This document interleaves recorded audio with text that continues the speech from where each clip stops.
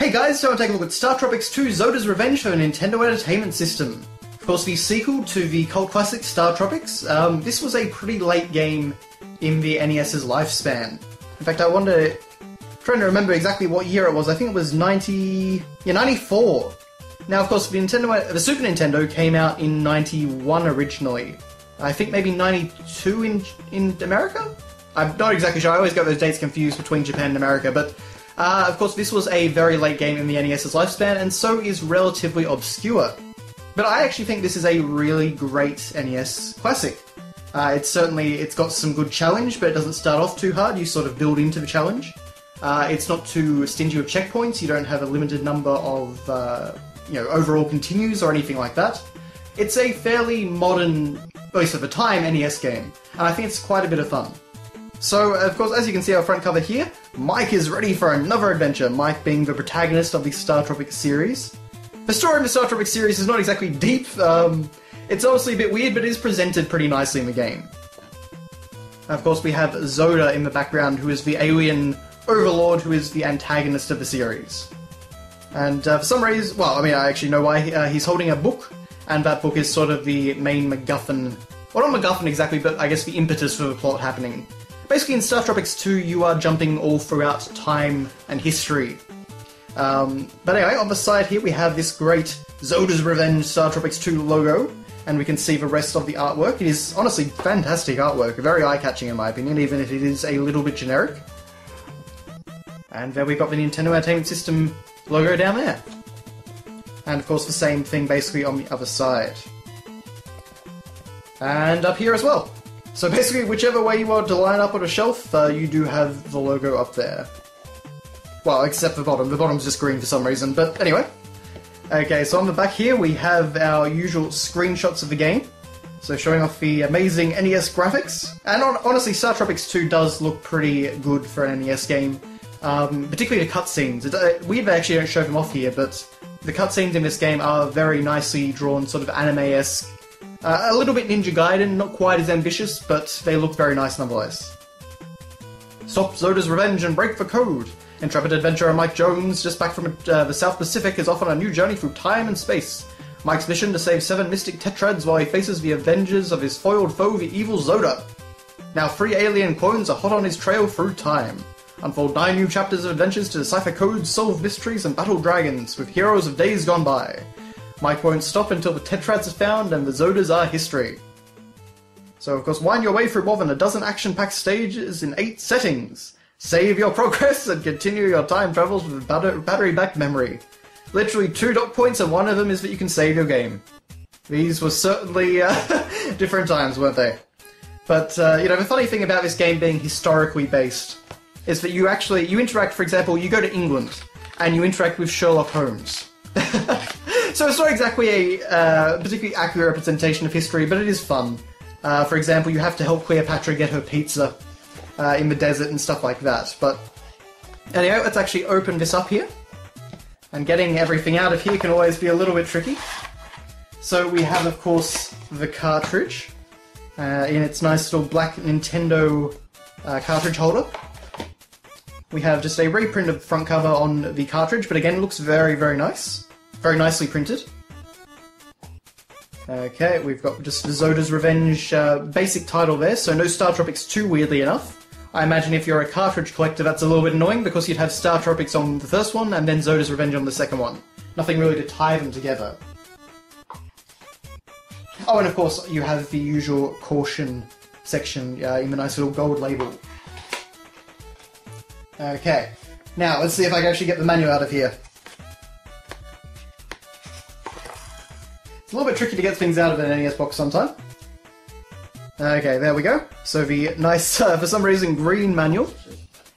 Now it is actually a colour manual, which is pretty, well, I mean, it varied really for NES manuals. A lot of third-party company manuals were not in colour, but of course Nintendo generally went the extra mile. So the mystery of the cipher. Not long ago, high school student and part-time adventurer Mike Jones journeyed to the South Seas and single-handedly put an end to the schemes of an evil alien named Zoda. He also managed to save his uncle, the famous archaeologist Dr. Steve Jones, and 7 space children from Zoda's clutches. So yes, we get some great artwork of a fight against Zoda in the first game there. Honestly, I wonder if that was drawn by any of the people that did artwork for Nintendo Power at the time. Wow, that's quite an equation there, using various cultures' symbology. Mike has now returned to his home in Seattle, where Dr. Jones is attempting to decipher a strange inscription he found on the side of the Space Children's escape pod. The cipher was written by Hirokon, the leader of the planet Argonia. When Zoda's forces attacked Argonia, Hirokon sent the children away so they could escape from the wrath of his powerful villain. If Dr. Jones can decipher the inscription, it may clue Mike in on how he can destroy the evil aliens for once and for all. Dr. Jones believes that the answer to the puzzle lies somewhere in the Oxford Wonderworld, a book he received some time ago from a very wise old man. It includes stories of cavemen, Cleopatra, Leonardo da Vinci, and many other people of the past, including Sherlock Holmes apparently. If Dr. Jones can uncover the mystery of the inscription, he might be able to find a connection between the stories in the book and the plight of the Argonians. So, yeah, it's not exactly the most in-depth narrative setup, but it works pretty well for the game, and it's very tongue-in-cheek. It very much realises what it is. As you can see, there's a very, very similar save system to Zelda. You can see that someone named the character Mario, just a little in-joke. That's kind of nice for the manual. In fact, yeah, Mario, Luigi, and Yoshi on that one. Cute. Okay, reviewing a chapter. You can return to any chapter that you've already completed by using the review mode. And that's actually not really mentioned in the game as such. You have to use the select button to get down there. You know, it's a really nice feature and very forward-thinking, frankly. Okay, so how to play the game, basically teaching you how to control your character. And this game is basically, well, and they call it Travel and I think Dungeon or something like that. Travel and Battle. So those are the two different kind of stages. Travel stages are basically like your normal sort of top-down RPG, and battle stages are more like a sort of isometric action platformer. So you can attack with the B button, jump with the A button, and move your character in 8 directions with the directional pad. And of course you can actually find basically what are heart containers to increase your maximum life. However, like Metroid, this is one of those games where if you die, it doesn't actually start you with full health, it starts you with your minimum health from the very start of the game. So it's a little bit annoying in that way. But we do get some weapons, so of course you can see we've got artwork there for rocks, Tink's axe, a dagger, a katana, a slingshot, a freeway shot, a spike disc, and a psychic shockwave. And it is kind of funny though, because most of these weapons Mike actually froze. Like the dagger, for example, he doesn't stab with it, he just froze it.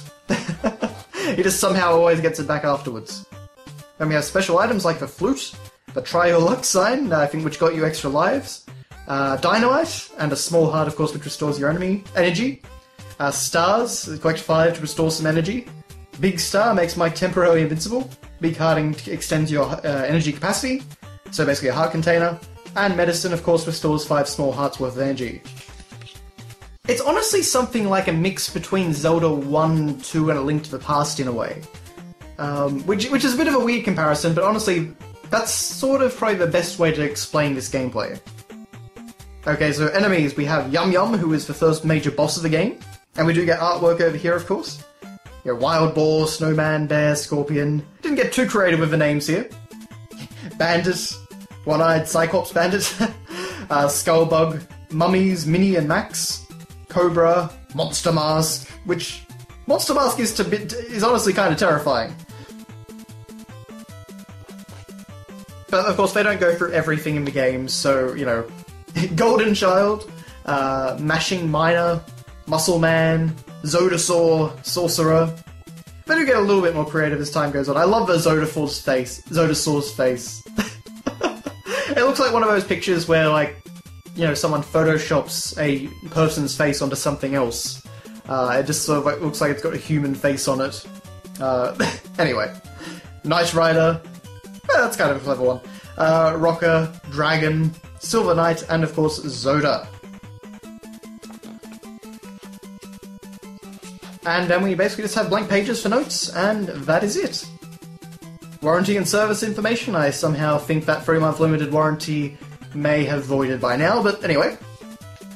That is your look at Zoda's Revenge, Startropics II for the NES.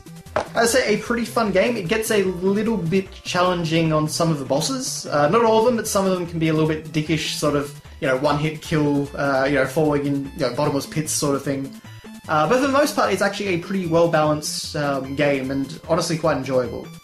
There's a few little, cryptic things and all that, but it's an NES game, you sort of expect that. So, if you are interested in maybe trying a sort of more obscure, but still, I believe, first-party Nintendo game, then I would highly recommend checking it out. Startropics is really one of the sort of long-forgotten franchises, and it would be very interesting to see it make a resurgence in some sort of reboot. I think there'd actually be a lot of potential for that. Sort of like a more modern, or maybe even slightly sci-fi Zelda, in a way. But anyway, that is all from me, so thank you very much for watching, guys, and I'll see you next time.